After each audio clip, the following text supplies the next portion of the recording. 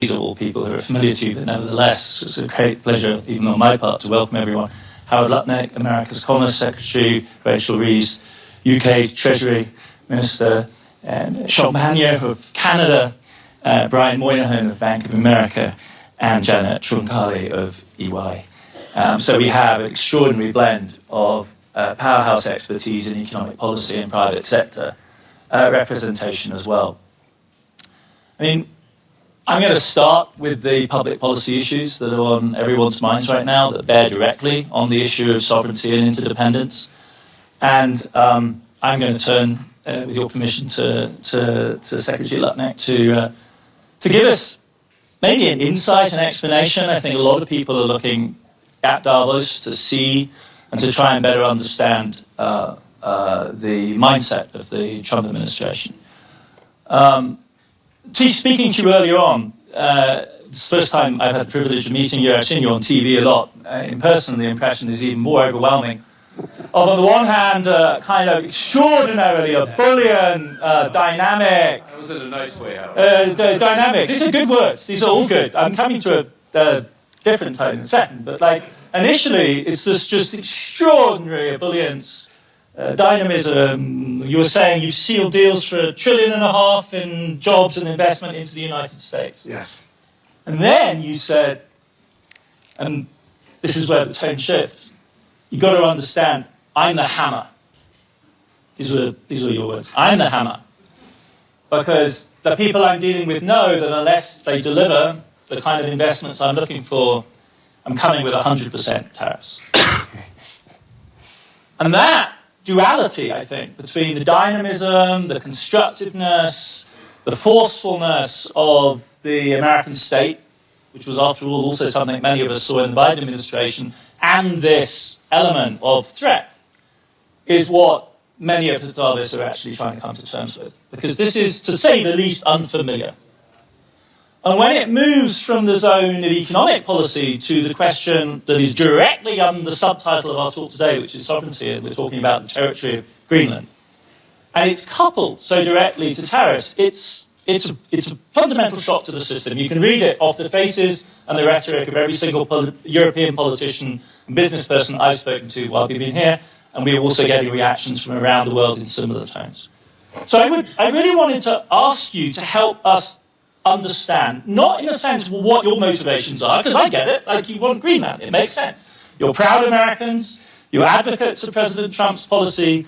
What I struggle more with is how you imagine others react to this. I mean, if you put yourself in the position of your Danish counterpart, who's a proud Dane and a loyal executor of the Danish government's position, how do you envision this going, how does this go down? Well, I think you should start at a much higher level. Okay? We are in Davos at the World Economic Forum. And the Trump administration and myself, we are here to make a very clear point. Globalization has failed the West and the United States of America. It's a failed policy. It is what the WEF has stood for, which is export, offshore, far shore, find the cheapest labor in the world, and the world is a better place for it. The fact is, it has left America behind. It has left the American workers behind. And what we are here to say is that America First is a different model, one that we encourage other countries to consider, which is that our workers come first. We can have policies that impact our workers. Sovereignty is your borders. You're entitled to have borders. You shouldn't offshore your medicine. You shouldn't offshore your semiconductors. You shouldn't offshore your entire industrial base and have it be hollowed out beneath you. You should not be dependent for that which is fundamental to your sovereignty on any other nation. And if you're going to be dependent on someone, it darn well better be your best allies. Okay? And so that is a different way of thinking. It is completely different than the WEF.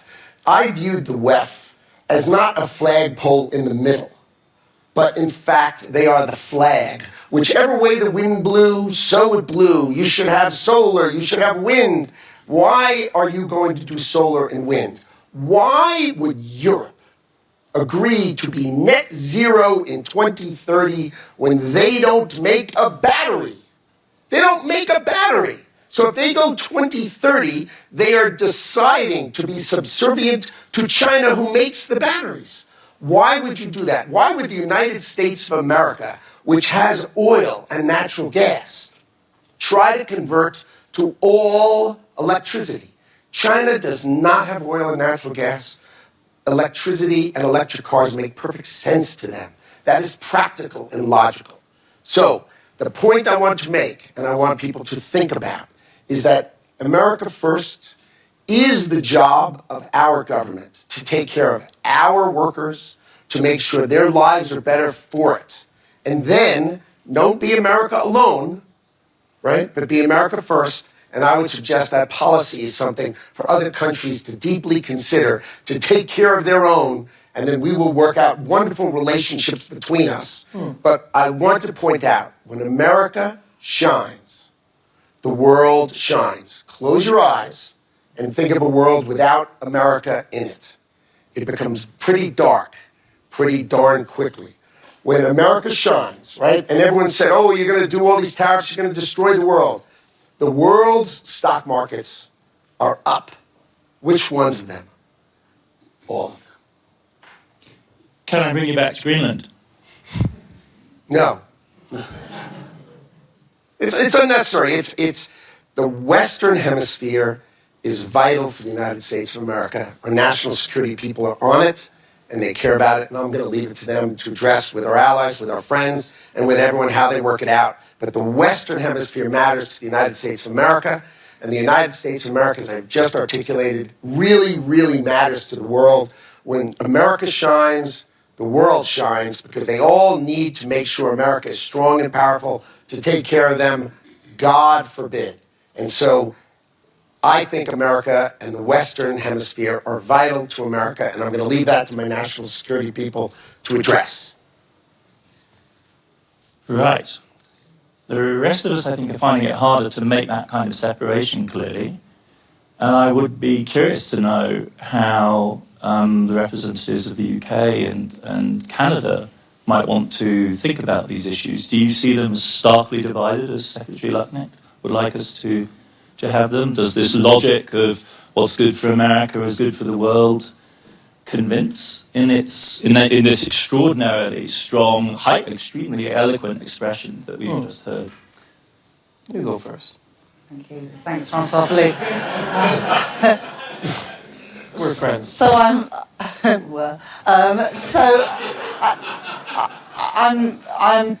very struck by and taken by the idea of putting your own country first and considering your own security and resilience. I think it's about 3 years ago now that I gave a speech where I coined the term securonomics, which is all about building security and resilience in your economy, and the days when it didn't matter where things were made and who made them were in the past. And that's become increasingly clear since the pandemic, when we were over-reliant on PPE and medicines from abroad, and then again when Russia invaded Ukraine because of what happened to oil and gas prices.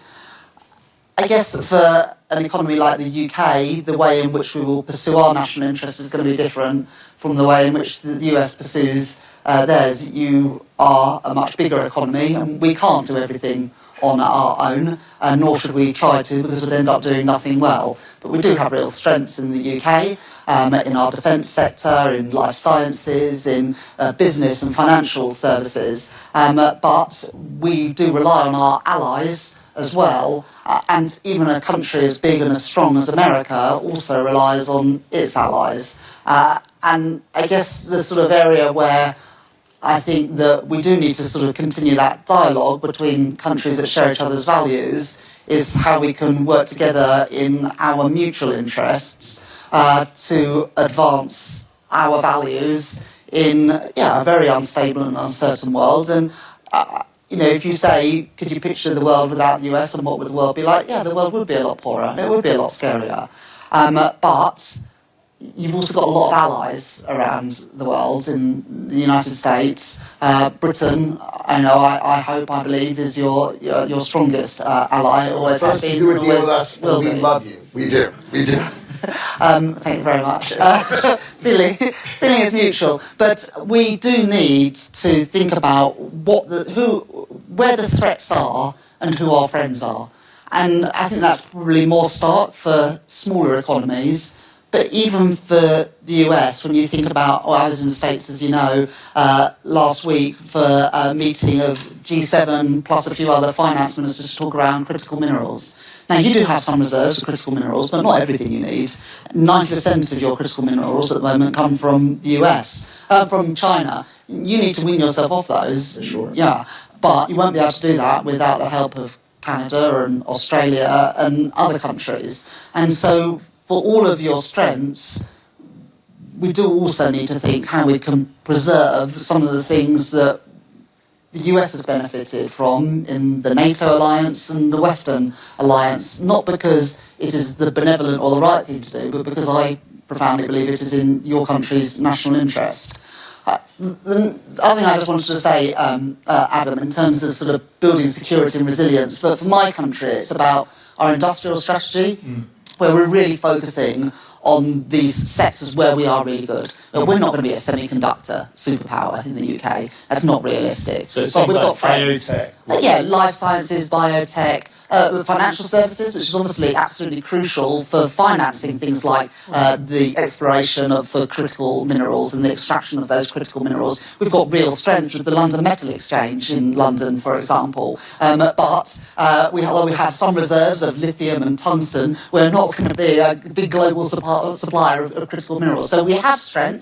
Defence is another one. And our trade strategy is also around our security and resilience, where we are trying, and this is different from the US approach, I absolutely acknowledge that, we are trying to reduce barriers to trade. We've done trade deals this year with you, with India, with Korea, and we're also reducing trade barriers with the EU. There's more that we want to do together between the UK and Canada. We regard it in our national interest to reduce the cost of living for people in Britain, but also providing more opportunities for businesses in the UK to then export around the world. And, energy security is important to us as well. We do have some reserves of North Sea oil and gas, and they will be important for many decades to come, but we are a net importer of oil and gas. We do have, because of the shallow waters in our seas, big opportunities around wind technology. We don't have what you have in the US, and so we've got to find our own way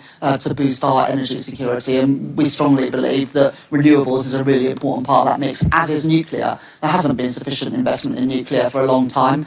We've signed off Sizewell C, big nuclear reactor, as well as small modular reactors in North Wales. So, that security for us is around energy security, our security through our industrial strategy and our trade strategy as well. So I think a lot of shared analysis of what the problem is. The solution is going to be different in every country, but what I would urge Howard and others in the administration just to think of is how your allies can also help you achieve your objectives, which I think are in your national interest, as well as helping all of the Western world to thrive. Can I bring in Mr. Sure. Well, listen, it's a real pleasure to be with Howard and obviously Rachel and colleagues.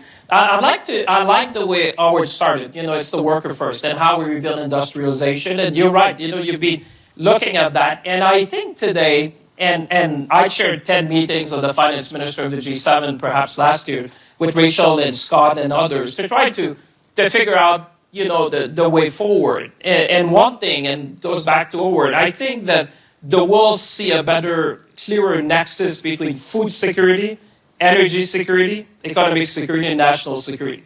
I can tell you as finance minister, I've never talked as much about national security as we did before. For some of the reasons that Howard was mentioning, we've become too reliant and less resilient. So how do we build resilience in the system I think has been a significant thing. And nostalgia is never a good strategy. I keep saying we're entering the second quarter of the 21st century. And the next 25 years and beyond is not going to be like the last 25. So you cannot look at the past to try to chart the future. And I'd say the 3S, which I call the speed, scope, and scale of change, is quite unprecedented. Some would say you have to go back to 1945, the fall of the Berlin Wall. It's everything. It's geoeconomic, geopolitics, supply chain. It's AI, it's quantum. It's a lot of things at the same time. And when you realize that, as we've done, is how do we between partners, allies, and friends? You look at Canada. Geography has made us partners, allies, and friends. We've been blessed by geography. We share the continent. We've been trading with each other. We've been exchanging. Actually, we're one of the biggest customers of the United States. We buy more from the U.S. than China, Japan, and the U.K. combined. So 2/3 of the United States of Canada is their first export market. So we've built that integration. But what Howard was making a point, and Rachel, is that within that, we also need to build more resilience in the system. We had to do a step change. How we're going to be, a major supplier in terms of critical minerals, in terms of energy, the things that will matter for the future. And what we need now is scope and scale. Because I think what we're facing now is a rupture point where we need to change the future together. And I would say when I look at Canada, we're still a big magnet for talent. Like the United Kingdom, Rachel and I were in Downing Street recently looking at the talent piece. And if you can attract the right people, you're going to have the right economy, and you're going to have the right strategy, the right prosperity. The second thing I would say, you need strong industries. And I think that was the point of Howard. You need to make cars, you need to make ships, you need to make planes. You need to have that industrial base that is going to ensure your resiliency, whatever happened in this new world. And I'd say in terms of critical minerals, it's true with our G7 colleagues. We said we cannot let uncertainty become the new certainty. So how do we make sure that we improve the resilience in the system? And we've seen what other actors have been trying to do on critical minerals. So we need to learn from that, and we've said, let's have an initiative to make sure we'll be more resilient. And for us, it's about how can we be the best possible partners to our friend allies so that no one has a choke point when it comes to that. The fourth thing I would say is around energy. I think that we have been for decades providing energy, but I think now we're stepping up in a big way. And I think it's a good thing because you want, and the point of Howard in the United States, they want partners to be resilient. They want partners to be, they're fighting for their own peace and for their workers, and I like it because we're all doing that, but we all need to do a bit more. And at the end, I would say when you're Canada, we have free trade with all the G7 colleagues. So I think we're in a unique position to work in a very concrete way to build the resilience in the system that I think going back to the worker, the point of Howard, we're all going to be benefit if we're more resilient, if we're more coordinated in what we're doing, and realizing that each ally and partner can bring something to the table. And that's what we're trying to build. If you're looking at the next quarter, that's really the wake-up call, I think, that we all receive and that we need to act upon. Can I turn to our representatives from the private sector? Brian, ahead of time, we were talking about how, from your point of view, you think it's critical for countries to think about attracting foreign business. You were giving me a very interesting analysis of the way in which you thought that countries like Canada or the UK might be well advised to play this game of attracting foreign capital. We've heard the policy side. And then, Janet, I'd love to turn to you to get your global perspective on this. So I think one thing Howard didn't mention also is the U.S. final demand is huge. And so the success of a company coming to the U.S. and doing something is there's going to be a big final demand. And the U.S. consumer in the first couple of weeks of January is spending 7% more than they spent last January.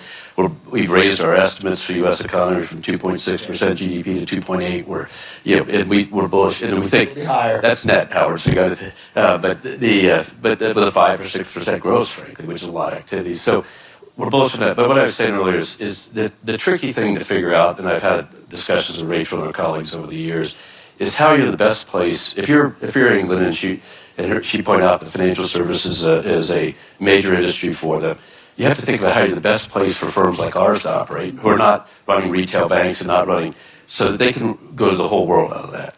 And so we have New York, we have London, and then how do we go to the whole world? And the trick for a government is to figure out, I got to protect my people, I got to protect my tax base.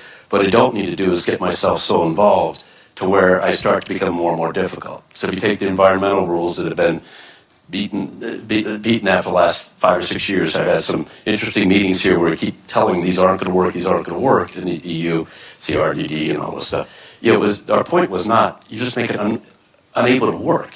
And even the capital rules in Basel III, which sound like we're codifying the word, the application of them created misery across the world. And so the idea, I think, when a country thinks about it, what our colleagues said here about protecting it, but it's how do you have the balance between being the best place for multinationals to come do business in our country, at the same time protecting our citizens and thing. And it's not by saying all the rules apply to the UK multinational that apply to a US multinational. You got to sit there and say, how do I tailor this thing to make it work? Which is a bit what Howard's saying. They're going to bring fabs here. We're not saying you have to become a U.S. company to do it. They're building, this major fab. You talk about one up in Syracuse and et cetera. It's a foreign company, but they got to put it here so if whatever hit the fan, you could cut it off and still own the means of production. That's because of that thing. There's other things you don't have to be quite so ardent about, for lack of a better term. So how does a country balance that sovereignty with that? Data is becoming a real problem. People want to say, if the data's in my country, it's okay. And you're saying, you know what? That just means you've taken all this worldwide system, which you want us to give you all these reports and information, and you start slicing it to pieces. There's no value to the customer in that. There's no value to your citizens, your companies in that. You think there's incremental value, but let us explain, what do you really want? We can get it to you if you need it.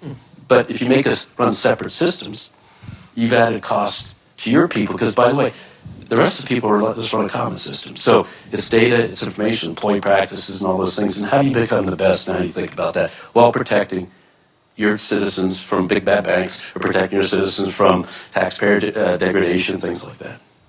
That's truly fascinating. Janet, do you want to give us your... So first, I'll just start with, we're a global organization, 400,000 people. We operate in about 150 countries and territories. And so, globalization for us has been there for a long time. And, you have to work, with how do you deal with local rules and regulations. It's no different than the financial services industry. Politics, economies, demographics, all different. And you've got to decide, what do you need to do to operate locally and then continue to be a well-connected global organization. And I think that's where companies, need more help than ever before. And so I think globalization is not going away. It's just becoming more complex. So we look at the landscape and, the geo-strategy of companies has been elevated like, we've never seen before in the last 2 years to be a board-level conversation. 94% of our, CEOs that we survey are really investing significant money, to really games, and scenario plan, not one or two, but 6 or 7 different scenarios because of the complexities that we're talking about here today. And resiliency you talked about, that's what's so important for these organizations. And just being here last year, where there was, uncertainty, compared to this year, I think last year we saw a lot of companies kind of wait and see and, we'll take some time to see, how we pivot. I think now, our most sophisticated clients, they can't wait. So they're going to have to make some bets. They're going to have to make some investments. Some will work out, some won't. But, that paralysis is no longer an option, and they're going to have to move forward.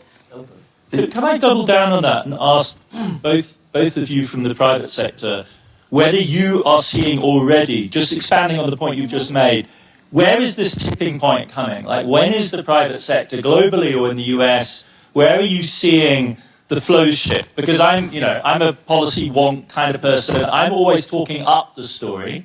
The politicians have a stake in, also, in some sense, talking up the story because you need programs. The visions of the Trump administration are astonishingly bold.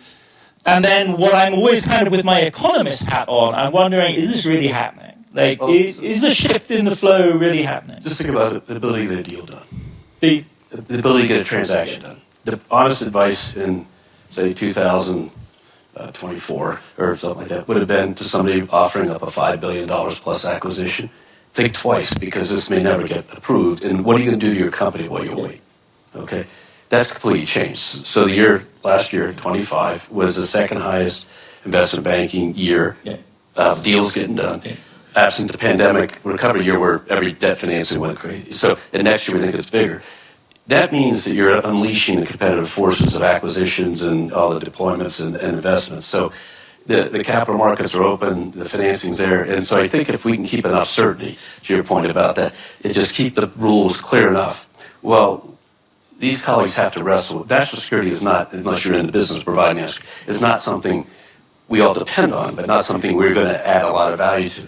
But on the other hand, it creates economic activity we have to help finance. Okay, but the world's ready to go in a lot of ways, and so deals can get done and things like that. And what I encourage people is to move on the permitting side, move on the approval side, move on the deregulation side. There's a lot of fuel going in the tank right now on deregulation stuff that's still barely coming in the system across the UK, here, and other places. So in our pre-chat, you were saying de-emphasize the headline tariff wars thing.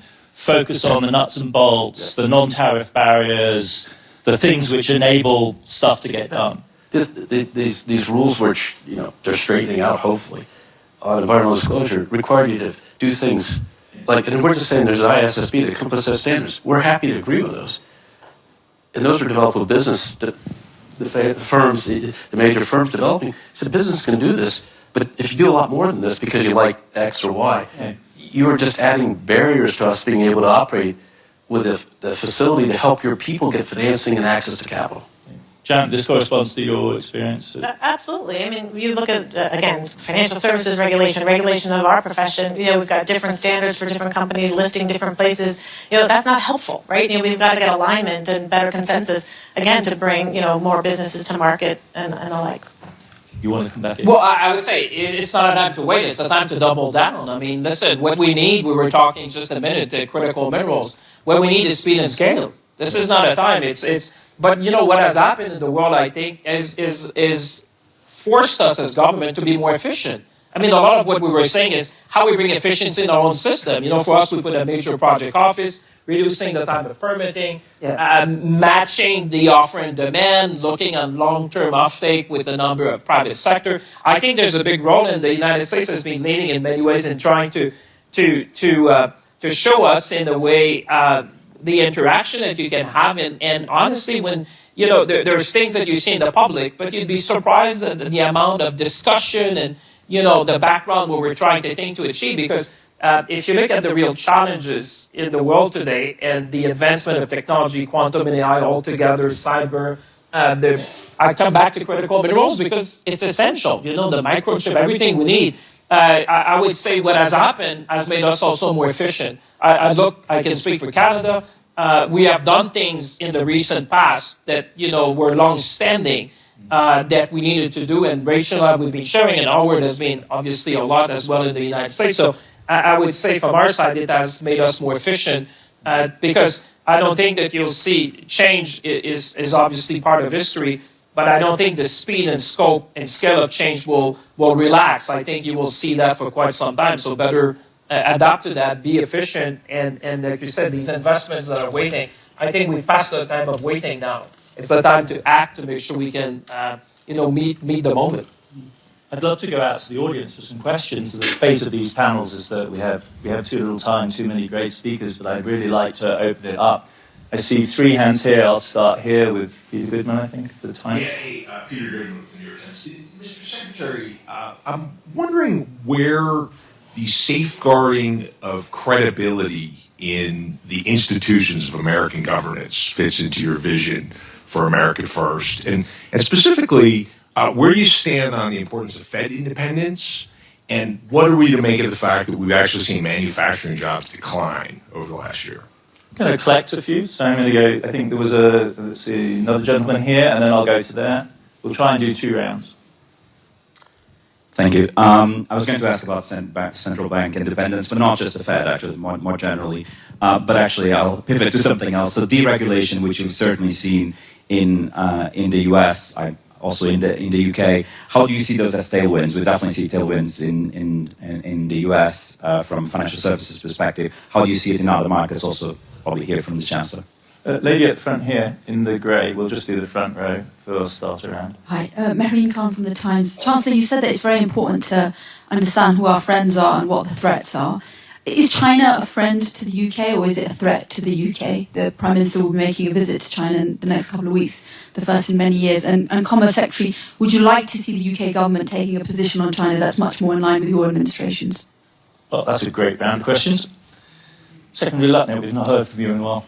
Clearly, I'd like the UK, who was our great friend and ally, to be aligned with us.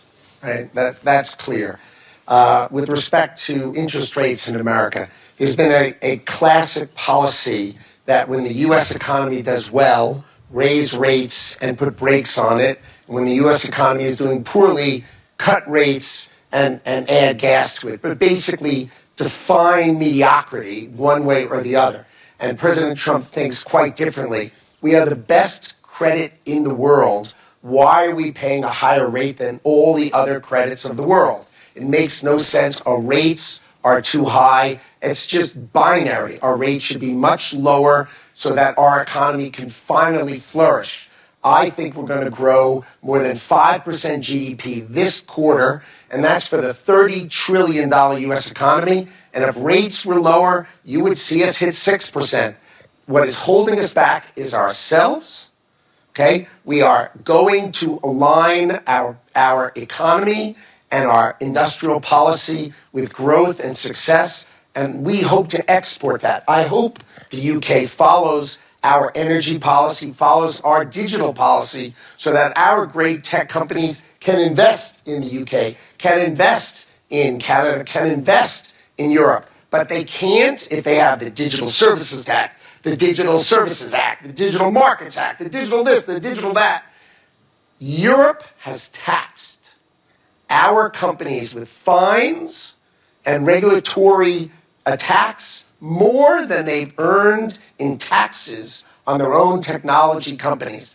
Instead of saying, come and build and grow and build data centers here, they tax the heck out of them with fines and regulations that harm them. It's illogical. There's a reason the United States has $18 trillion of economic power coming in. You just watch. I couldn't say 5%, and I couldn't say, I think, 6% if we cut interest rates is in the cards, unless that $18 trillion comes to America to build. And let me give you a hint. It's coming, and it's coming fast. But I asked you about the principle of independence. Who gets to decide whether rates should be higher or lower? Whether you're right, should it be independent, or should you and the president decide that? Well, thank you for putting me in. It has nothing to do with me, but thank you.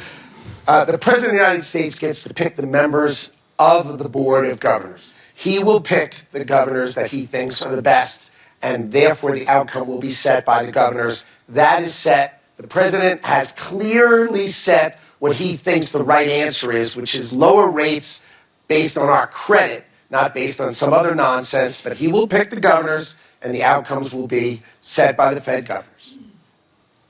That I find illuminating in the sense that it's the sheer drama of your vision of potential American growth that helps us better understand the stakes in the struggle over the Fed. I think that is actually, for me, quite an illuminating answer. It segues very well with the AI discourse as well, about the urgency of the current moment and the coincidence of the AI boom with the first year of the Trump presidency. As a historian, I think we'll look back on as a hugely powerful moment. We had a bunch of really other interesting questions. Maybe, Chancellor Reeves, you would like to pick up the question from Maureen Khan?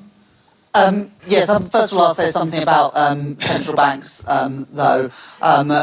In the UK, with this government, we very much believe in the independence of central banks and, indeed, respect for wider economic institutions. It's only 3 and a bit years ago that a previous Conservative Prime Minister and Chancellor spent months undermining the Bank of England, didn't allow the independent forecaster to do a budget forecast, combined with a load of unaffordable tax policy, sent interest rates soaring in the UK, inflation was unleashed and pensions were put in peril.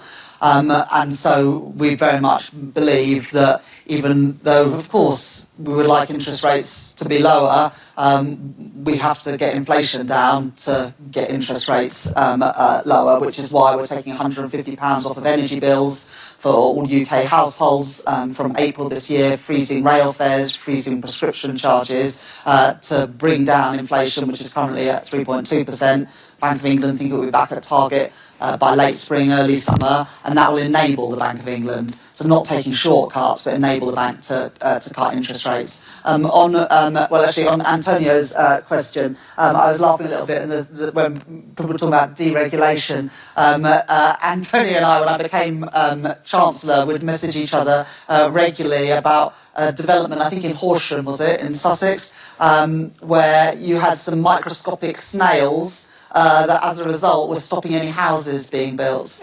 In our regulatory system, we cared more about microscopic snails than we did about young families and first-time buyers getting on the housing ladder. Well, Antonio, I think you can confirm that has changed now. You are building those houses because we've changed the rules and regulations. We're letting people build stuff in Britain again, whether that is energy infrastructure, transport infrastructure, housing for our people, you name it, the data centres. And, Ruth Porat, who's here this week, and others at Google and all of your big US companies are building data centres in Britain because we're making it easier for them to do so, and we don't have the regulation that some other countries have, which makes it easier to do business in Britain. But we absolutely recognise that challenge from business to make it easier to get stuff done. Planning and regulation are being torn up in the UK because we want to make it easier to do business. And finally, on Marine's point about China, the trade intensity between the UK and China is lower than between the US and China, lower than Germany and China, lower than France and China. We don't want to be an outlier, but we are a bit of an outlier today, and we've missed out on opportunities for British businesses to sell into US markets. Brian and Bank of America do business in China.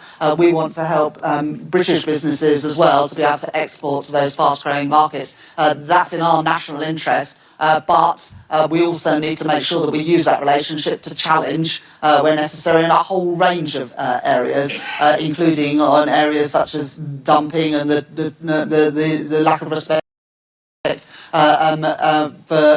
for some rights of activists like Jimmy Lai, which we raise regularly with the Chinese. But you've got to be in the room to be able to have those conversations. You're not always going to be able to agree, but if you refuse to engage, then you're unable to have those difficult conversations too. If I may, I'll go to another round of questions. We've got people queuing up in the audience. The gentleman here, smiling at me with the tie, woman here in the check top, and then gent here in the middle. Oh, have we got over here? We'll do 4. Okay, where you go? John Hills from ITV News. A question for Mr. Lutnick, if I can, from the UK, Mr. Lutnick. It is said that President Trump rather likes and admires shows of strength. What will happen if Europe does decide to respond with tariffs? This lady here in the red-shaped top. I was actually going to ask exactly the same one about retaliatory tariffs, so I'll ask a different one. Isn't there likely to become a point at which financial markets, this is one for the Trade Secretary, isn't there likely to come a point at which financial markets start to become concerned, as they did a couple of years ago in the UK, about the credibility of institutions, about whether the US is a reliable place to go to do business, whether they can trust the rule of law, whether there's so much uncertainty about the sort of trade environment and so on that it becomes a riskier place to invest? I'm going to take 2 more because this is going so well. Here we go. Gentleman here with the tie, there we go, and then over here, Ravi. Right, I'm David Rhodes from Sky News in the UK, and my question is actually for EY and Bank of America. Secretary Lutnick, you said that globalization had failed the West and failed the United States, and you said it's left America behind. So I'd be interested to know some of the ways that the Bank of America and EY have been left behind in this set of circumstances that you're describing. Ravi. Hi there, Ravi Agarwal from Foreign Policy Magazine. Secretary Lutnick, I thought your first answer was illuminating about what America First is, and you framed it partly as an expression of sovereignty. And I guess my question to you is, what about the sovereignty of other nations? And this is linked to your role because the threats on Greenland are no longer hypothetical. You're already proposing economic warfare against 8 European countries. So how does this add up? Does sovereignty matter or not? So I'll try to start on this side, which is when we launched our tariff regime on April 2nd, the world was aflutter with all of these kind of comments. But since then, if you check at the end of 2025, you will see all of the key indicators are up. The UK stock market's up, Europe's stock market is up, Japan is up, Korea is up. They are all up because, as it turns out, there is much more stability in a strong America and a natural and long-term relationship between two countries. I think with respect to the tariff policy, the president uses tariff policy to make sure people are talking and paying attention and not just acting. You have seen him use tariff policy again and again to have outcomes that are reasonable and appropriate. So the fact that he doesn't want things to be done without discussion and without consideration is a way for him to say, hey, you need to talk to us. If you're our great ally, you need to talk to us. Do I think the trade deals that we've set with Europe, with the UK, are they durable? I absolutely do. I do not see a model where Europe would decide, I want to blow up the tariff I have on automobiles or on pharmaceuticals or on semiconductors. I'd like to just go back to the way it was in April. I just don't see that happening. What I see happening is diplomacy and talking and at the table rather than action, which is something I think the president cares about and is important to the president. And I said, I will leave that to my national security people. But the president is clear-minded and clear of thought. He feels, and he's talked about this for 30 years, he has felt that the industrial policy of the United States allowed it to be hollowed out, and that would be true of Britain, and that would be true of Europe. That all of this has moved to Asia, right, where they make everything and we just buy it. And that has got to end. We need to produce things in America. We need to produce things, and we encourage the UK to do the same, right? And you agree. It's not as if we disagree.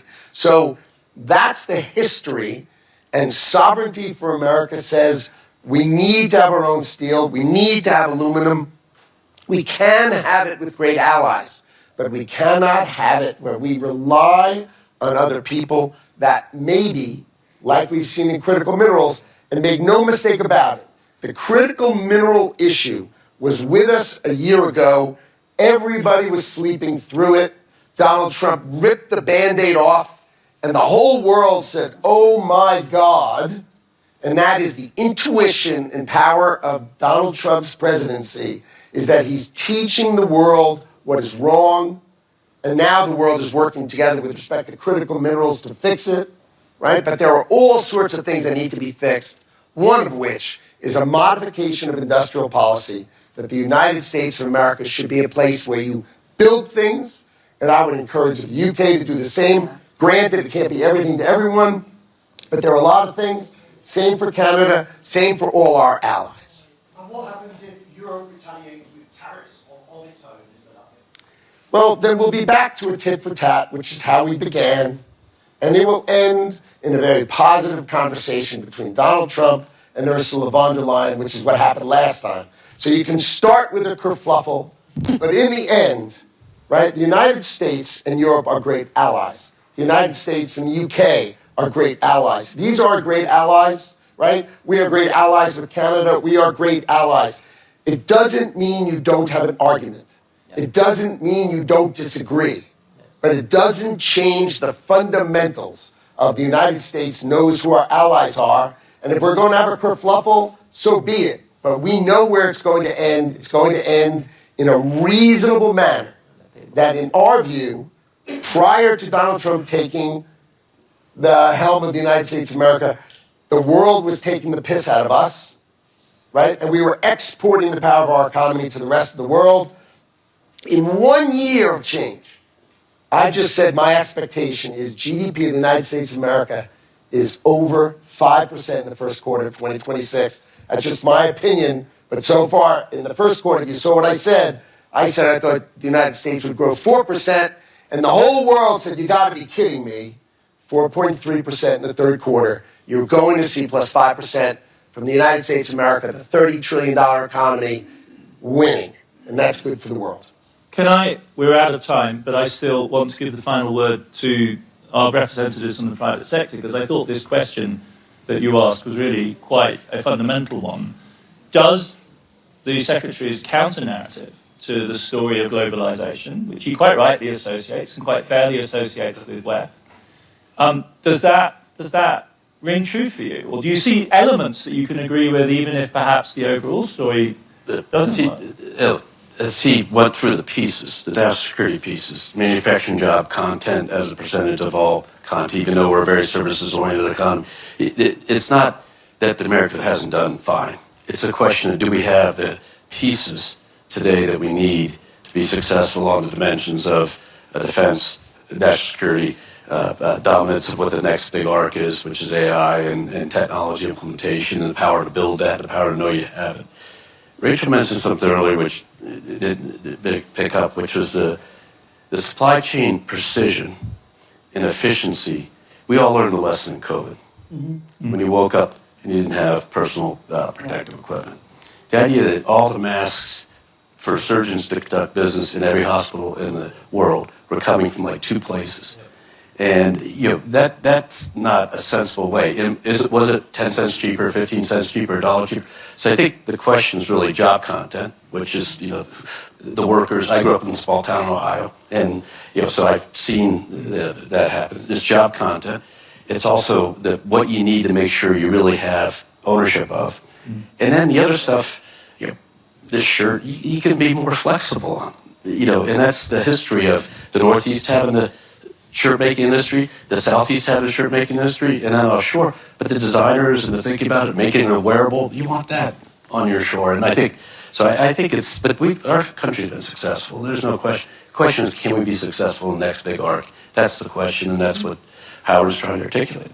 I think I would never put words in the hammer's mouth, but I think that's what he tried to say. And honestly, from my perspective, I look at what our clients are coming to us on, and they want greater collaboration across the globe on things that matter them and to impact them, and they want us to have a stronger voice to help bring that type of collaboration, to our clients to make it easier for them to do business. Brian said it earlier. Larry Fink asked us in his opening address to kind of raise the tone of the conversation here and to be willing to engage in, if necessary, quite forthright argument. And I think our panel has squarely met that challenge. I'd like to thank everyone here for contributing, and thank you very much for the fantastic questions.